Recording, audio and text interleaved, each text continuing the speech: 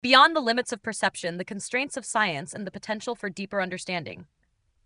Modern science, despite its remarkable achievements, is based almost exclusively on observations gathered through electromagnetism. Our biological receptors, sight, hearing, touch, function thanks to electromagnetic interactions. Our measuring instruments, from microscopes to telescopes, from satellites to particle detectors, use electromagnetic waves to transmit and detect information. The very act of measurement, observation, and inference cannot be separated from this one channel. Electromagnetism is the filter through which we see the world. This raises the question, do we truly know the world as it is, or only its electromagnetic reflection? If everything we know about space, time, mass, gravity, and energy is observed through the same mechanism, then all our conclusions may merely reflect one aspect of reality, not the whole picture. The speed of gravity and the limits of measurement. One of the key examples of this dilemma is the question of the speed of gravity. Today, the dominant view is that gravity propagates at the speed of light, as predicted by general relativity. Experimental confirmation of this view comes from the observation of gravitational waves, ripples in spacetime detected by devices like LIGO. However, all these detection systems are based on electromagnetic signals. Therefore, what is being measured is not gravity itself, but our instrument's response to its presence, expressed via electromagnetic means. If we use electromagnetism to measure gravity, then the measured speed may reflect more the speed at which we can respond to a gravitational wave than the actual speed at which gravity propagates. In that case, the match between the speed of gravity and the speed of light may be an artifact of the method, not proof of actual equality. If we had a completely different method, unrelated to electromagnetism, would the measurements be different? Perhaps gravitational waves arrive instantly, but due to the limitations of our tools, we detect them with a delay. The method determines the result, and that is a fundamental issue we must not overlook. On the nature of spacetime, the same applies to spacetime as a concept. In physics, space and time are merged into a single geometric entity, where gravity curves space and time flows at different rates depending on mass and acceleration.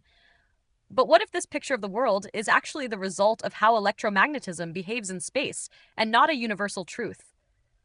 Perhaps space and time are not inherently joined.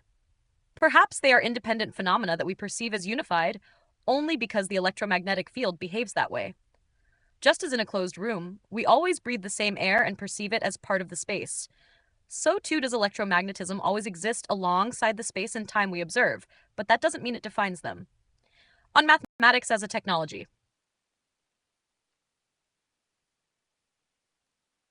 Mathematics is a powerful tool. Its structure is built logically, starting from counting 1, 2, 3, and developed into a system that allows us to manipulate quantities, relationships, probabilities, motion, and energy.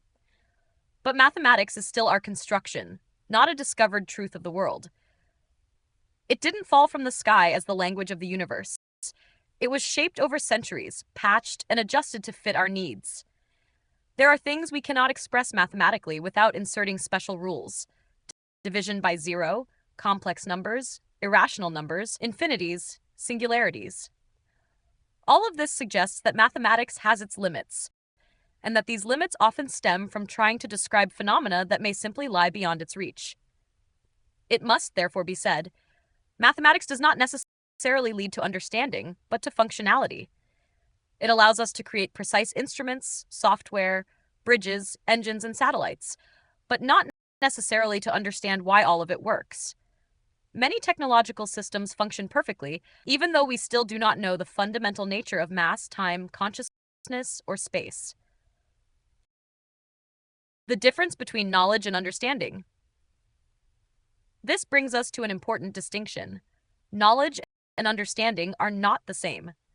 We can know how something works without knowing why. We can have useful formulas without having a sense of the essence. We can construct systems that fly without fully understanding what flight truly is. In this sense, a person doesn't need to know the structure of water to quench their thirst. Understanding is deep, abstract, and often doesn't bring practical benefits. But without understanding, we remain within the limits of existing methods. Perhaps only different ways of looking, different sensors, different mathematics, different perceptions will open the door to a new view of reality.